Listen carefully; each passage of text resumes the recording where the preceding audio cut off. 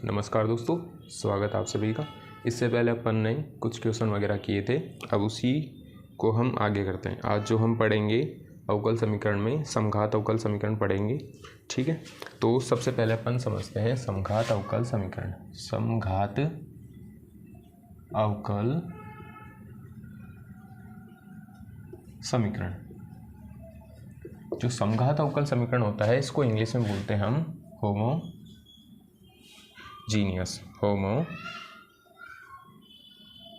Homogeneous differential equation, ठीक है।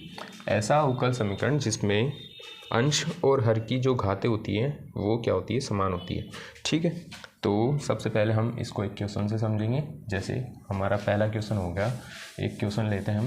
पहला क्वेश्चन एग्जाम्पल नंबर 1 करते हैं, ठीक है। एग्जाम्पल नंबर 1 से हम थोड़ा अच्छे से समझ पाएंगे, ठीक है। क्वेश्चन लिखा हुआ हमारे पास x² minus 2xy² dx minus x³ minus 3x² into dy equals to 0। तो हमारे पास ये वाला क्वेश्चन लिखा हुआ है।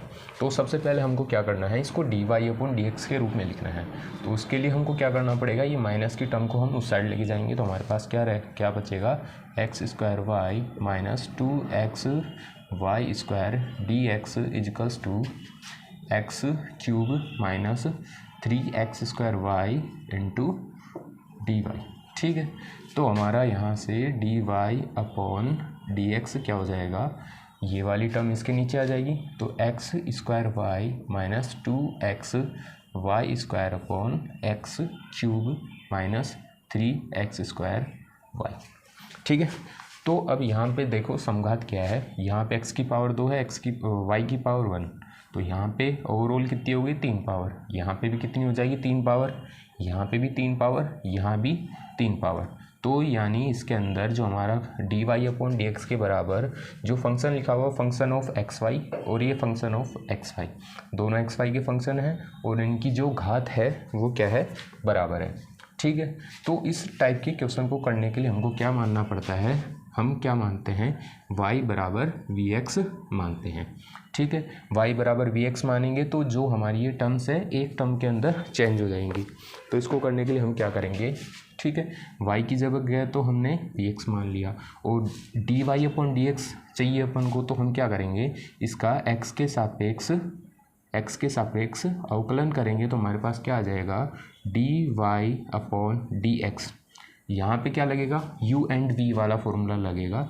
तो पहले को कांस्टेंट रख दिया, ठीक है, पहले को कांस्टेंट मान लिया और x का अवकलन क्या हो जाएगा, 1, ठीक है। इसी प्रकार हम x को रख लेंगे और v का क्या हो जाएगा, dv/dx, ठीक है। इसको मान लेते हैं इक्वेशन नंबर 2। अब हमको क्या करना है, जो इक्वेशन नंबर 2 की जो वैल्यूज़ है वो 1 में रखनी है। Putting values in equation first, dy/dx की जगह ये आ जाएगा। हमारे पास क्या आ जाएगा, v + x dv/dx equals to x²। जहाँ पे हमारे पास y है वहाँ पे क्या आ जाएगा, v(x) माइनस 2x। y की जगह क्या आ जाएगा, vx, तो vx का स्क्वायर, ठीक है। और बटे में क्या आ जाएगा, x³ माइनस 3x²। y की जगह हमारे पास क्या आ जाएगा, v(x), ठीक है। तो यहाँ देखो x की पावर 2 और x की पावर 1 और x की पावर 2। तो हम यहाँ से क्या करेंगे, x की पावर 3 को कॉमन निकालेंगे। तो हमारे पास क्या हो जाएगा, v माइनस 2v और यहाँ से क्या हो जाएगा, स्क्वायर, ठीक है। x³ यहाँ और x³ यहाँ, दोनों जगह से हमने कॉमन निकाल लिया। और यहाँ पे भी जो हमारा अंश में से हमने x³ निकाल लिया और हर में से भी हम x³ कॉमन निकालेंगे। तो हमारे पास क्या हो जाएगा, 1 माइनस 3v, ठीक है। x³ से x³ कट गया तो हमारे पास v + x dv/dx ये बराबर हो जाएगा v minus 2v² 1 minus 3v। अब देखो जो हमारे पास यहाँ पे फंक्शन था इक्वेशन फर्स्ट में x और y दो में था, ठीक है। अब वो चेंज हो गया हमारा v के अंदर। अब हमको क्या करना है, इसको सोल्व करना है। सोल्व करने के लिए हम क्या करेंगे, इस v को इस साइड लेके जाएंगे। तो हमारे पास क्या हो जाएगा, x dv upon dx equals to v minus 2v² upon 1 minus 3v minus v upon 1। अब इसका हम एलसीएम लेके सोल्व करेंगे तो हमारे पास क्या आ जाएगा, v minus 2v² minus v, और ये माइनस माइनस क्या हो जाएगा plus 3v² upon 1 minus 3v, ठीक है। और हम इसको आगे सोल्व करेंगे, माइनस का 2v² प्लस का v², इस v से ये v कैंसिल, तो हमारे पास क्या बचेगा यहाँ पे plus v² upon 1 minus 3v। और हमारा इस साइड क्या लिखा हुआ है, x dv upon dx equals to v² upon 1 minus 3v, ठीक है। अब देखो हमारे पास, अब हम यहाँ तक पहुँच गए। हमने क्या किया अभी तक, सबसे पहले हमने इसको dy अपॉन dx की टर्म में लेके आए। जो हमारा फंक्शन था उसमें दो फंक्शन थे, ठीक है। फंक्शन में हमारा x और y में था, तो हमने उसको एक फंक्शन में चेंज किया, y को vx माना, अवकलन किया और हम यहाँ तक पहुँचे। फिर उसके बाद में हमने क्या किया, v को हम उस साइड लेके जाएंगे और फिर उसको सोल्व किया, तो हमारे पास हम यहाँ तक पहुँच गए, इक्वेशन नंबर 3 तक। अब इक्वेशन 3 में हमको क्या करना है, चरों का पृथक्करण। क्या करना है, चरों का पृथक्करण, वेरिएबल सेपरेशन से हम क्या करेंगे, जो हमारे पास, ठीक है, जो v है, v वाली टर्म को इधर लेके आ जाएंगे और x को उधर लेके जाएंगे। तो हमारे पास क्या आ जाएगा, 1 minus 3v upon v² dv equals to dx upon x। अब क्या करना है, हमको समाकलन करना है दोनों पक्षों में। समाकलन करने पे, दोनों पक्षों में हम जब समाकलन करेंगे तो हमारे पास क्या आ जाएगा, यहाँ से हो जाएगा 1 upon v² minus 1 upon v into dv equals to integration of dx upon x, ठीक है। 1 अपॉन v² का क्या हो जाएगा हमारे पास, 1 अपॉन v² का समाकलन हो जाएगा v की पावर -2, ठीक है।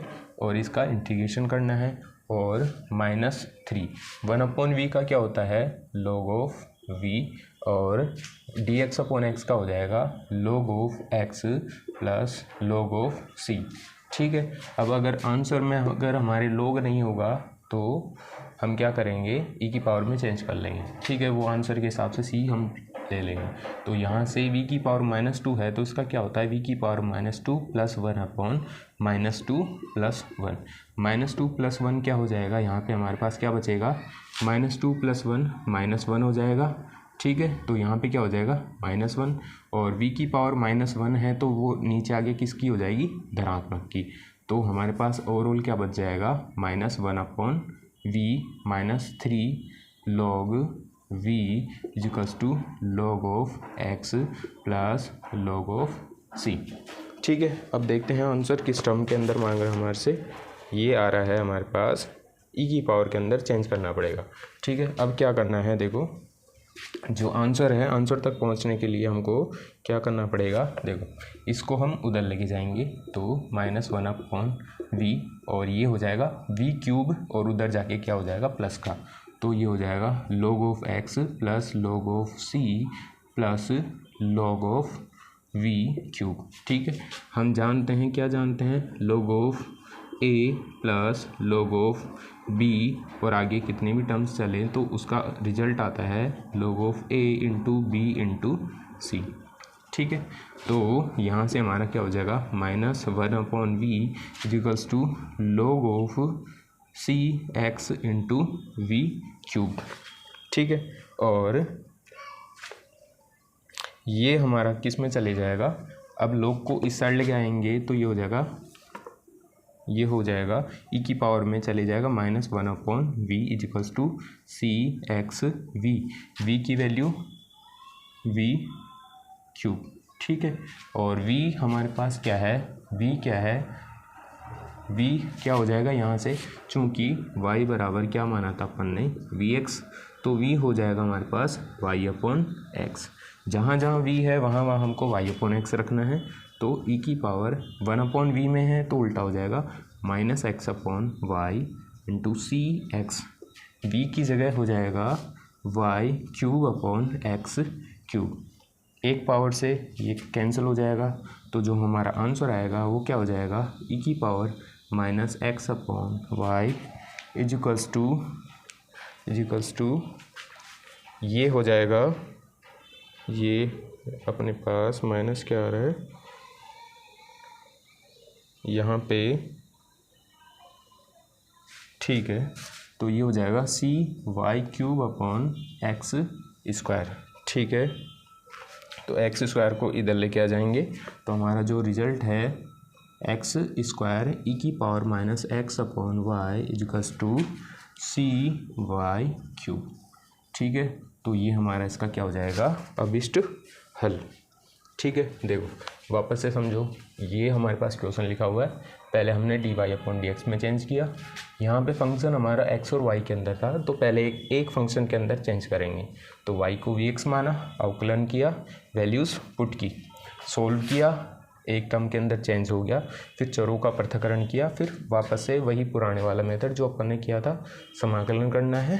समाकलन करने के बाद में जिस हिसाब से हमको आंसर चाहिए वहाँ तक सोल्व करना है। हमारा आंसर था समाकलन करने के बाद में हमारा, हम चाहे तो यहाँ तक भी छोड़ सकते हैं और यहाँ पे क्या है v की वैल्यू पुट कर देंगे, या फिर जो हम यहाँ तक कर सकते हैं, ठीक है।